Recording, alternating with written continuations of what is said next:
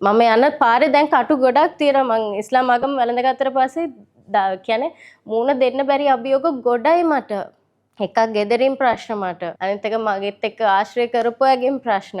මට ඒ දුක දරා ගන්න බැරුව මම මේ මෑතකදීත් ගිහිල්ලා බෑ මම සූසයිඩ් කරගන්නවාම කියලා ගියා. මට හිත ඒ තරම් නැටිලා හිටියේ. என்னை வீட்டில் இஸ்லாத் வந்து உங்கள் வீட்டுக்கு விளங்கிட்டது. அப்புறம் எங்களை வாபஸ் சொன்னார், இந்த மதத்தை நீ கேவலப்படுத்துகிற, உனக்கு இந்த மதம் போன காரணம் என்ன சொல்லி எங்களை என்னைய இஸ்லாத்தை விட்டு என்னைய விரட்டிட்டாங்க வீட்டை விட்டு. நீ இங்கே வராத, நீ முஸ்லீம் ஆகிட்டு தானே, அதை நீ வர வேணா சொன்னாங்க. இஸ்லாத்துக்கு மாறினத்துக்கு பிறகு நிறைய கஷ்டம் எனக்கு. ஹஸ்பண்ட் சைடால் கொஞ்சம் இல்லை நெஞ்சம் இல்லை என்னை சூசைட் பண்ணிக்கிற அளவுக்கு ப்ராப்ளம் கொடுத்தாங்க. என்னையும் பாபாயும் வீட்டை விட்டு நைட்டு ஒரு நாள் வெளியில் தள்ளி விட்டுட்டாங்க. வீட்டை விட்டு வெளியே போக சொல்லி என்னை எல்லாருமே ஒதுக்கி வச்சாங்க. மீன் கடையில் உள்ள இந்த வெல்டிங் ஷாப் வேணும்னா, வெல்டிங் ஷாப்பில் சம்பாதிக்க வேணும்னா, இதுலேயும் ஒன்று நிரந்தரமாக இருக்க வேணும்னா, நீ முஸ்லீம் என்று யாரும் சொல்லாது, நீ தமிழனாவா, உனக்கு சிலையவே நான் வைக்கிறேன் மீன் கடையில் அப்படி சொன்னார். 4 குடும்பம் 5 குடும்பம் நாங்கள் அப்படி உள்ளுக்கு இவ்வளோ கஷ்டப்பட்டு கொண்டிருந்தோம். எங்கிட்ட கொம்பரி பிள்ளைக்கு உடுப்பு மாற்றி உடுத்துறதுக்கு வசதி இல்லாமல் போனேன். என்ன ஒரு பள்ளியில் பதிவு செய்கிறதுக்கு கூட நாயை போல் சீரழித்தாங்க. அங்கே இங்கே எனக்கு சம்டைம் எனக்கு வெறுத்தே பேச்சு, ஏன்டா இருக்கிறோம் இதில் இருக்கவே வானாம் அப்படின்னு கூட எனக்கு மனசு அந்த மாதிரி இந்த சொசைட்டி கொடுத்த வழிகள் அப்படி வழிகள். After coming to Islam, I faced a lot of problems, lot of marks in my body that my husband has hit me, his father, his mother. I was not having a single rupee because my husband has taken all of my money that I was saving. He took all my money and he left me. I don't have a single drop of gold in my hand. I only have clothes for me and my son, that's it.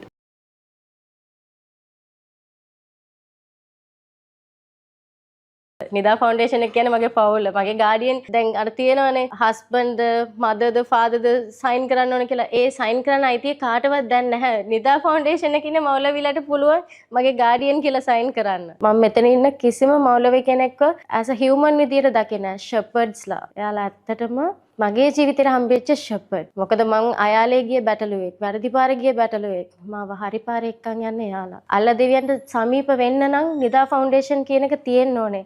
නිදා foundation විතරක් නෙමෙයි, නිදා foundation වගේ තවත් ගොඩක් දේවල් මේකේ බී වෙන්න ඕනේ, මේ ලෝකෙ බිහි වෙන්න ඕනේ. එතකොට තමයි ස්වර්ගයට යන පිරිස වැඩි වෙන්නේ. நீதா ஊழியர்கள் வந்து எங்களுக்கு ஒரு உதவி செஞ்சாங்க மாஷா அல்லா. ஆனால் நான் எதிர்பார்க்கல. அல்லாஹ் சுப்ஹானஹு வ தஆலா அவங்கள உள்ளத்தை போட்டு செய்ய வச்சான். குறிப்பிட்ட காலத்தில் ஒரு முடிஞ்ச அளவுக்கு அவங்க குயிக்காக செய்ய பார்த்தாங்க மாஷா. ஒரு கொமுறப்புள்ள வாழ்க்கையே அது பெரிய பாக்கியம். அவங்களுக்கு எல்லாத்துக்கும், அந்த ஊழியர்கள் எல்லாத்துக்கும் அல்லாஹ் சுப்ஹானஹு வ தஆலா சொர்க்கத்தை கொடுக்கணும், மேலும் மேலும் பரக்கத் செய்யணும், அவனுக்கு பிரச்சனை அல்லாஹ் சுப்ஹானஹு தீர்த்து வைக்கணும். ஒரு நேரத்தில் எனக்கு கை கொடுக்க யாருமே இல்லை. நிதா ஃபவுண்டேஷனால தான் எனக்கு இன்றைக்கு நான் நிம்மதியாக படுத்து தூங்குறதுக்கு நானும் பிள்ளையும் இருக்கிறதுக்கு ஒரு வீடு எடுத்து கொடுத்ததே இவங்க தான். மாஷால்லான்னு இப்போது என் லைஃப் நல்லா இருக்குது. நான் அல்லாவை நம்பி வந்ததுக்கு எனக்கு எதுவுமே குறை இல்லை. நான் பட்ட கஷ்டத்துக்கும் நான் பட்ட வேதனைக்கும் அவங்க ஒரு நிழலை கொடையை விரித்து ஒரு மரத்தை நான் நிழலை கொடுத்த மாதிரி தான் என் மனசுக்கு. தாறு என்னென்ன ஒரு 10 ரூபா 1 ரூபா போட்டிருந்தாலும் எல்லாருக்கும் நான் துவா செய்கிறேன்.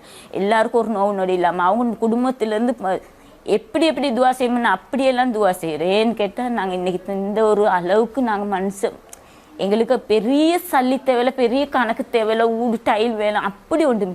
அல்ஹம்துலில்லாஹ் இந்த நலையாமல் இந்த பூமி உள்ளுக்கு எங்களை பிள்ளைங்களை ஒரு நேரம் தேங்காய் சமைச்சு சோறு தின்றதுக்கு ஒரு கரைச்சி இல்லாமல் இருக்கே, அதுவும் அல்லாத அந்த ரிஸ்க்குன்னு நாங்கள் நினச்சி கொண்டு அல்ஹம்துலில்லாஹ் 2,70,000 கொடுத்து அடிச்சு தந்தாங்க தானே நிதா ஃபவுண்டேஷனில் நிலையில் இன்னொன்று. இந்த தண்ணி எங்கே பேச போகுது? இந்த தண்ணி பேச போகுது கியாமத் நாள். இந்த உலகெல்லாம் அழிச்ச புறத்தை இந்த தண்ணி பேசும். ஏன் நாங்கள் குடிக்கிற தண்ணி, நாங்கள் எடுக்கிற தண்ணி, பாத்ரூம் போகிறோமா, பல உடுப்பு கழுவுறோமா, இதெல்லாம் பேச போகுது கியாமத் நாள். இவ்வளோ பெரிய நன்மை அவங்களுக்கு. யாருமே எனக்கு உதவி இல்லை. எனக்கு உதவியாக இருக்கிற ஒரே ஒரு ஃபேமிலின்னு சொன்னால் அது நிதா மட்டும்தான். நீங்களுங்க எனக்கு செய்கிற உதவி அல்லாஹ் உங்களுக்கு பரக்கத்தாக்கி வைப்போம். நான் இந்த மனசால் நான் துவா கேட்குறேன். என் பிள்ளைங்களுக்கும் அதைத்தான் நான் சொல்கிறேன், துவா கேளுங்க இன்ஷா அல்லாஹ். After visiting Nida Foundation, my life began as a new life. I can survive, yes. The foundation, they helped me cash-wise, they helped me counseling-wise, they helped me in all around ways. I was without a single penny in my hand. I was homeless. They gave me a shelter to live. So the shelter was given by Nida. Everything was given. I'm eating from their money.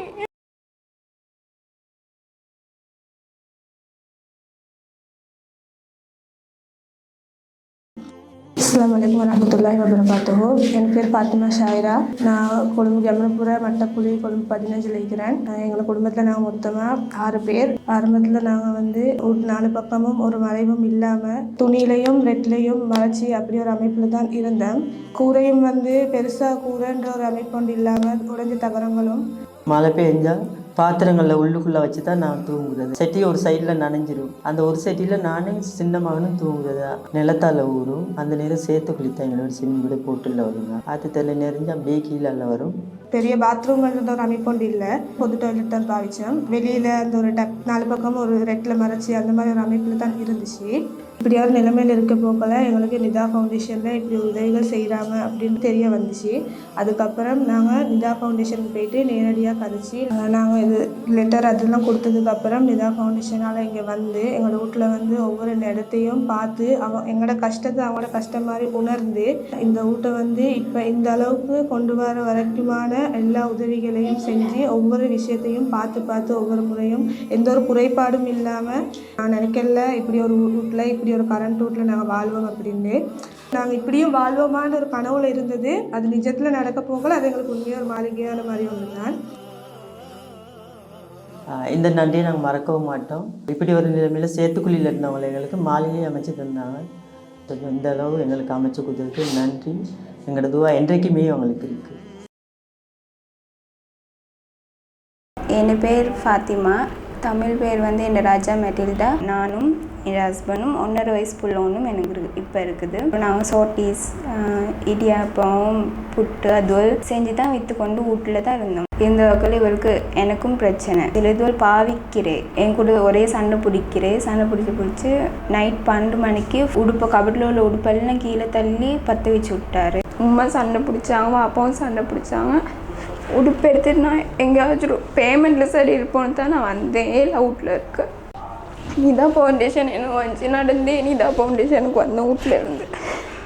அதுக்கப்புறம் இங்கே எல்லா விஷயத்தையும் சொன்னேன். இப்படி தான் எனக்கு வீட்டில் இருக்க தராங்க இல்லை.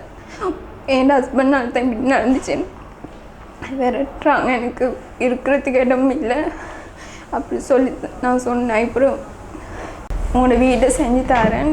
அப்போ உங்களுக்கு இருக்கிற மாதிரி இருக்கையிலும் தானே ஒரு உமா அப்போ பாதுகாப்போட இல்லாட்டி உங்களுக்கு பிரச்சனை ஆகும் தனியாக இருந்தால் அப்படி சொன்னாங்க. நானும் பிள்ளையும் மட்டும் தனியாக இருக்க முறையில் சுட்டி சொன்னப்போ அடுத்த நாளே வெளிநாத்தர் வந்தாங்க பார்த்து அவங்க வீட்டில் உள்ள எல்லாத்தையும் வீடியோ பண்ணி டேமேஜ் எல்லாம் 2,70,000 வீட்டில் உள்ள எல்லா குறைபாடும் செஞ்சு தந்தாங்க. அளவுக்காக செஞ்ச நிதா ஃபவுண்டேஷன் அவங்களுக்கு இன்னும் அவங்களுக்கு கூலியாக நிறைய கொடுப்பான். ஏன்னா எங்களை மாதிரி கஷ்டத்தில் உள்ளவங்களுக்கு நீங்கள் எவ்வளோ உதவி பண்ணியிருக்கீங்க. அவங்கள கைவிடவே மாட்டா. இன்னும் இந்த மாதிரி எத்தனை பேர் இருக்காங்கன்னு தெரியா.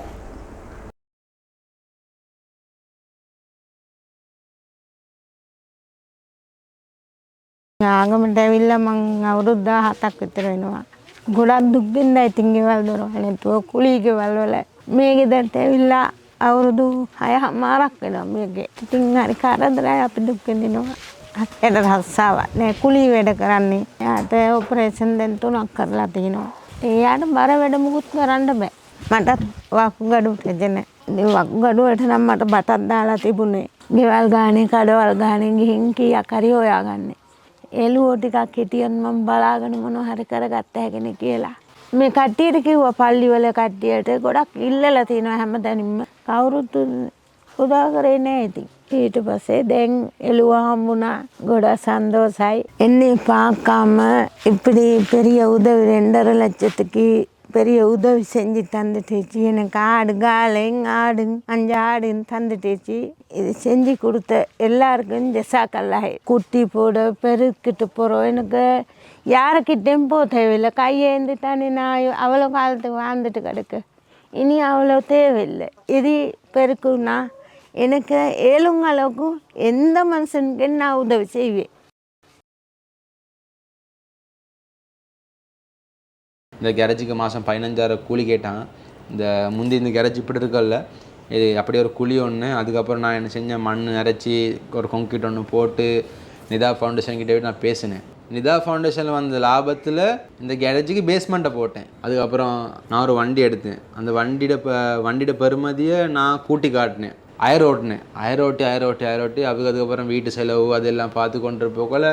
நான் முந்தானத்து ஒரு கன் ஒன்று எடுத்தேன், ஸ்ப்ரே பண்ணுற ஒரு கன். அந்த கன்னோட பெறுமதி 15,000 போல் வரும். அதுக்கப்புறம் அந்த பெஞ்ச் ஸ்டீல் மெஷின் ஒன்று எடுத்தேன். அந்த மெஷினோட பெறுமதி கடையில் எடுக்க போனால் 1 லட்சம் தாண்டும். அதுக்கப்புறம் ஒரு கொம்பஸர் இருக்குது. அப்போ அந்த கொம்பஸோட வேலையை நான் நிதா ஃபவுண்டேஷன் கிடைச்ச சல்லியால் தான் செஞ்சேன். இப்படி சரி, நான் நிதா ஃபவுண்டேஷன் கொடுத்த சல்லியால் ஒரு 5-6 லட்சத்துக்கு நான் கேரேஜுக்கு சாமான் எடுத்து வச்சுருக்கேன். என் வாழ்க்கையில் சின்ன கடை இருந்துச்சு. அதுக்கப்புறம் நிதா ஃபவுண்டேஷனை கொடுத்த அந்த ஃபுல் ஷப்னால் நான் ஒரு கேரேஜ் ஒன்று செஞ்சேன். அந்த கடத்தில் நான் அதில் கட்டி தீர்த்துட்டு அல்லாந்து சொல்லி இப்போ யாரும் கடன் இல்லை. இப்போ எனக்கு எவ்வளோ அல்லா கொடுக்குறானோ அதை நான் 4-5 பேர் எடுத்து கொடுக்குறேன். சல்லியாலும் கொடுக்குறேன், உதவியும் செய்கிறேன்.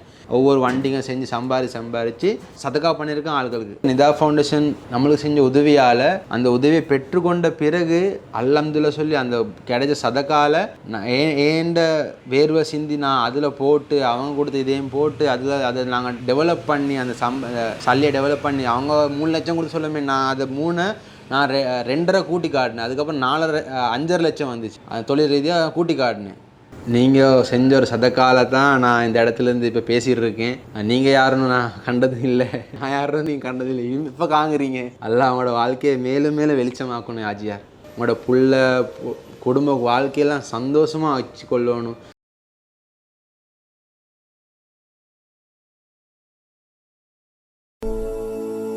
எமது மாதாந்த மார்க்க வகுப்புகள் 149 ஆசிரியர்களை கொண்டு 419 இடங்களில் நடாத்தப்படுவதுடன் இதன் மூலம் நாடளாவிய ரீதியில் 3692 பேர் கலந்து கொண்டு மார்க்க அறிவையும் தெளிவையும் பெற்றுக்கொள்கின்றனர். ஆனால் நிதா ஃபவுண்டேஷனால் இந்த சந்தர்ப்பம் வழங்கினதுக்கு போகிறோம். நாங்கள் மக்களுக்கு நிறைய விஷயங்கள் போய்த்து சேரணுன்றதுக்காக அடிக்கடி தேடி நிறைய படிக்கக்கூடியவங்களாக இருந்தோம். கிளாஸுக்கு வர நேரம் பிள்ளைகளையும் கூட்டிக் கொண்டு வராங்க. பிள்ளைகளை கூட்டிக் கொண்டு வர நேரம் இவங்களில் படிக்கிற அந்த ரசூல் ஸல்லல்லாஹு அலைஹி வஸல்லம் அவங்களோட கேள்வி பதில் ஒன்று, ரசூல் எங்கே பிறந்தாங்க எங்கே, அந்த கேள்வி பதிலில் இங்கே நிறைய சின்ன பிள்ளைகள் எல்லாம் பாடமாக்கி தாய்மார்களுக்கு அதுவும் ஒரு சந்தோஷமான விஷயமாக இருக்குது. எந்த ஒரு அலுப்பும் இல்லாமல் அந்த கிளாஸை கேட்டு படித்து கொள்ளக்கூடியவங்களாக இருக்கிறாங்க. இஸ்லாத்துக்கு என்று சொல்லி எண்களை எடுத்து விட்டுட்டு அவங்க ஒதுங்கிட்டாங்க. ஆனால் மார்க்க சட்டத்திட்டம் இதுதான், இப்படித்தான் செய்யணும், இப்படித்தான் நீங்கள் நடக்கணும், இப்படித்தான் வழிமுறைப்படுத்தணும் என்ற ஒரு தெளிவு நம்மளுக்கு எப்போவுமே கிடைக்கல. இப்போ 2.5 வருஷமாக நான் அந்த கிளாஸுக்கு வந்ததுக்கு பிறகு எனக்கு மிச்சம் தெளிவாக நிறைய விஷயங்களை நான் கற்றுக்கொண்டிருக்கிறேன். கடைசியில் எங்களுக்கு இந்த நிதா நிறுவனத்தினூடாக 2.5 வருஷ காலமாக நாங்கள் இங்கே வந்து கிளாஸ் செஞ்சுக்கிட்டு இருக்கோம். அல்ஹம்துலில்லாஹ் நல்ல முறையாக எங்களுக்கு இந்த குர்ஆன் கிளாஸ் வகுப்பு வாரம் நல்ல முறையில் நடக்குது. வந்த நிலைமைக்கும் இப்போ உள்ள நிலைமைக்கும் நிறைய மாற்றங்கள். பிள்ளை என்ன படிச்சுட்டு வந்துச்சு, என்ன ஓதிட்டு வந்துச்சு, எந்த எதுவுமே இந்த இஸ்லாத்தை பற்றி தெரியாது.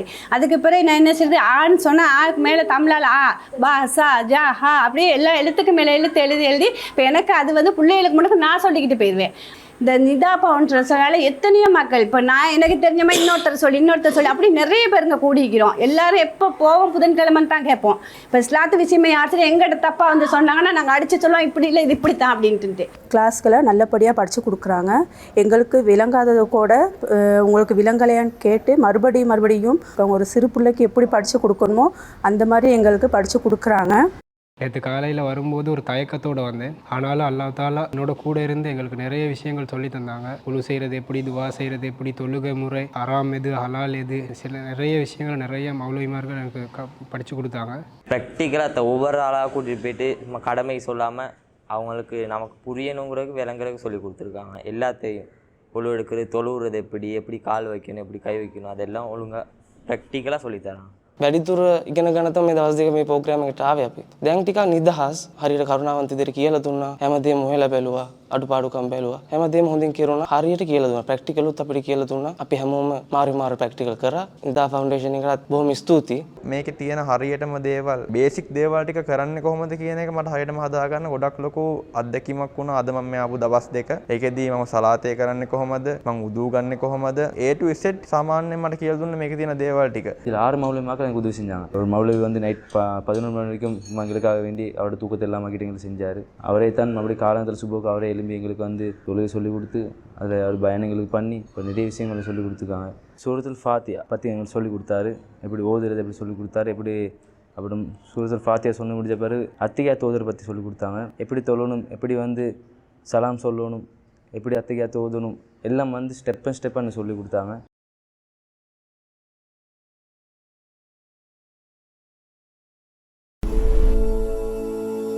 நிதா ஃபவுண்டேஷன் தமது சேவைகளை நாடளாவிய ரீதியில் வெற்றிகரமாக செயற்படுத்துவதற்காக 115 பிராந்திய நிலையங்களை உருவாக்கியுள்ளதுடன் நிதா அமைப்பினுடைய செயற்பாடுகளும் இடம்பெற்று வருவதுடன் இச்செயற்பாடுகளின் வெற்றிக்கு தன்னார்வலர்களின் மகத்தான பணியே காரணமாகின்றது. மாஷால்லான்னு மஷூரா அடிப்படையில் அழகான முறையில் நாங்கள் செஞ்சு கொண்டு போகிறோம். அதில் நாங்கள் வேறையா ஒரு கூட்டம் ஜக்காத்துக்குன்னு போட்டிக்கிறோம், இன்னொரு கூட்டம் கிளாஸ் சப்ஜெக்ட் பார்க்குறதுக்கு, இன்னொரு கூட்டம் போட்டிக்கிறோம் தாவத்னு சொல்லி. ஆனால் மாஷா அல்லாண்டு ஒவ்வொருத்தரும் நாங்கள் அல்லாவுக்காண்டு செய்கிற வேலை இது. யாரும் பணங்களையோ பொருளையோ எதிர்பார்த்து நாங்கள் செய்கிறோம் இல்லை. இந்த ஏரியாவில் நிதா எப்படி ஃபங்க்ஷன் ஆகுதுன்னு சொல்லி பார்த்துட்டு எந்தெந்த விஷயத்துக்கு எந்தெந்த ஆட்களை போட்டிக்கிறாங்களோ அவங்க கண்டக்ட் பண்ணுறாங்க. மாஷால்லா ஃபவுண்டேஷன் போர்டுலேருந்து ஒன்றரை இதாக நாங்கள் அப்டேட் பண்ணிக்கொண்டு தான் இந்த ஒவ்வொரு வாட்ஸ்அப்பில் ஃபோட்டோ அனுப்பிக்கொண்டே தான் இந்த ஒன்றும் மிஸ் பண்ணல. ஒவ்வொரு நாளும் நடக்க விஷயத்தை நாங்கள் கொடுத்துக்கொண்டு தான் இந்த இவங்களோட பிரச்சனைகள் நாங்கள் முடிச்சு கொள்கிறோம். ஏன்னா இதுகளை நாங்கள் செஞ்சுக்கிட்டு போகிறோன்னு சொன்னால் இது இவங்களோட ஒரு உதவி இருக்க போய்த்தான். அப்படி இல்லைன்னு சொன்னால் இப்போ இது வரைக்கும் ஏன்னா நிர்வாகத்தில் உள்ளவங்கள அறிக்கையிலும் ஊரில் அறிக்கையிலும் பணக்காரவங்கள அறிக்கையிலும் அவங்கள்ட்ட பற்றி நாங்கள் ஒரு உதவியை கேட்டாலும் அவங்க வந்து உடனே செஞ்சு தர அமைப்புண்டு இல்லை. அப்போ மாஷாலான்னு சொல்லி இப்போ இந்த இதில் நிதாண்டு இது ஆரம்பித்ததுக்கு பின்னால் மாஷாலாண்டு நாங்கள் எல்லா விஷயத்துலையும் தைரியமாக இறங்குறேன்.